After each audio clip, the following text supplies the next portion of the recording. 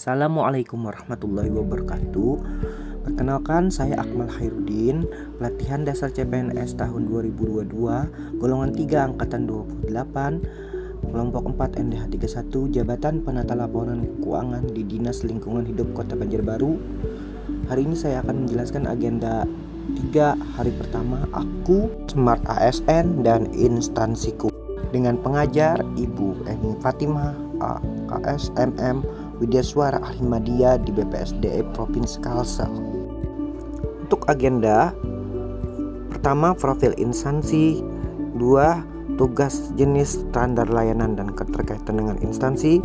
3. Manajemen ASN. Dan 4. Smart ASN. Saya bekerja di Dinas Lingkungan Hidup Kota Banjarbaru. Berikut penjelasan mengenai visi dan misi Dinas Lingkungan Hidup Kota Banjarbaru. Visi pertama, institusi yang kredibel dan Dinas Lingkungan Hidup yang memiliki kapabilitas dan dapat dipercaya dalam menjalankan fungsi perlindungan dan pengelolaan lingkungan hidup. 2. Perlindungan dan pengelolaan lingkungan hidup adalah upaya sistematis dan terpadu dalam menjaga kelestarian dan mencegah terjadinya pencemaran atau kerusakan lingkungan hidup. 3. Berkelanjutan adalah prinsip pembangunan kota yang tidak hanya menitikberatkan pada pertumbuhan ekonomi, tetapi juga aspek sosial dan aspek lingkungan dengan mempertimbangkan daya tampung dan daya dukung lingkungan. Adapun misi Dinas Lingkungan Hidup yaitu meningkatkan perlindungan sumber daya alam dan ketahanan terhadap perubahan iklim. 2. Meningkatkan pelayanan kebersihan dan pengelolaan sampah yang terpadu. 3. Memperkuat upaya pengendalian pencemaran dan kerusakan lingkungan. 4. Menjalin kemitraan dalam pengelolaan lingkungan hidup. 5. Meningkatkan kapasitas kelembagaan dan aparatur yang profesional. Berikut struktur Dinas Lingkungan Hidup Kota Banjarbaru, bisa dilihat pada tabel. Berikut tugas saya sebagai penata laporan keuangan di Dinas Lingkungan Hidup Kota Banjarbaru. Yang pertama, mengumpulkan data untuk penyusunan laporan keuangan agar memudahkan dalam tindak lanjut pelaksanaan tugas. 2. Melaksanakan verifikasi atas pengajuan SPP dan SPMGU dan LS masing-masing kegiatan untuk kelancaran pelaksanaan tugas.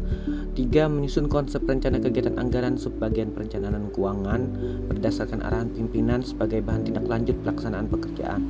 4. Melakukan penjurnalan atas transaksi keuangan untuk kelancaran pelaksanaan tugas. 5. Melakukan verifikasi terhadap pencatatan pajak. 6. Verifikasi kelengkapan berkas PPS LS sesuai dengan aturan yang 7. Menyusun konsep laporan keuangan berdasarkan data keuangan dan aset yang telah dikumpulkan.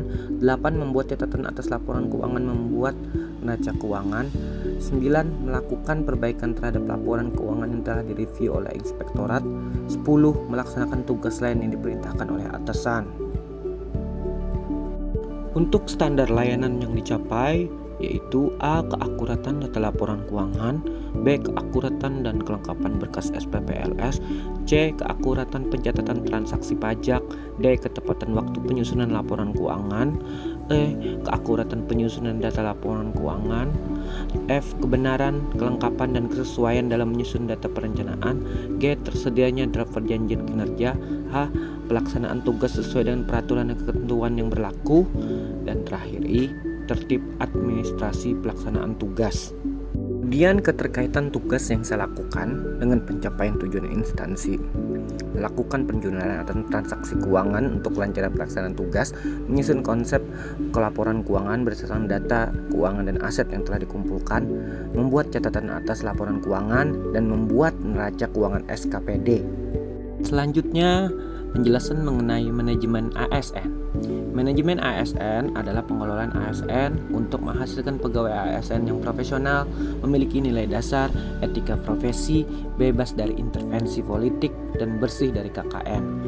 Kedudukan ASN yaitu PNS merupakan warga negara Indonesia yang memenuhi syarat tertentu, diangkat sebagai pegawai ASN secara tetap dan menjabat pembina kepegawaian untuk menduduki jabatan pemerintahan dan memiliki nomor induk pegawai secara nasional.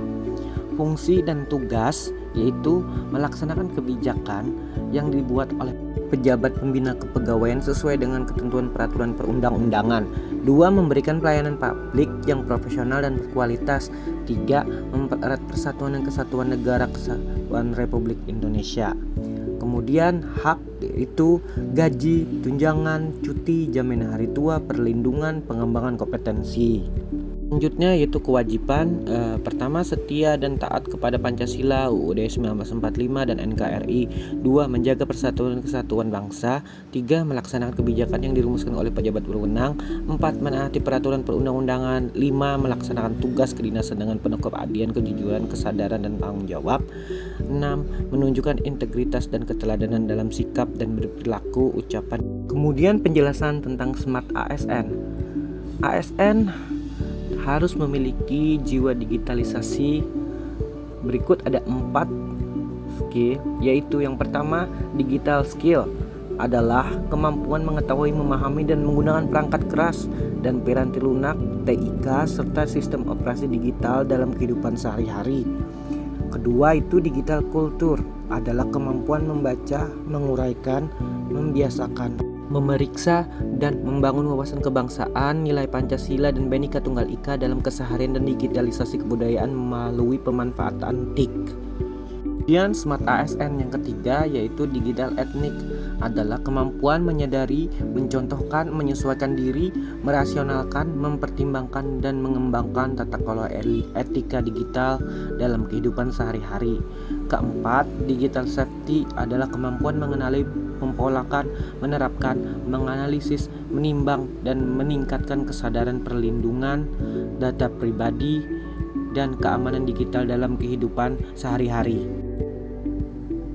Demikian saya sampaikan, jika ada salah kata mohon dimaafkan.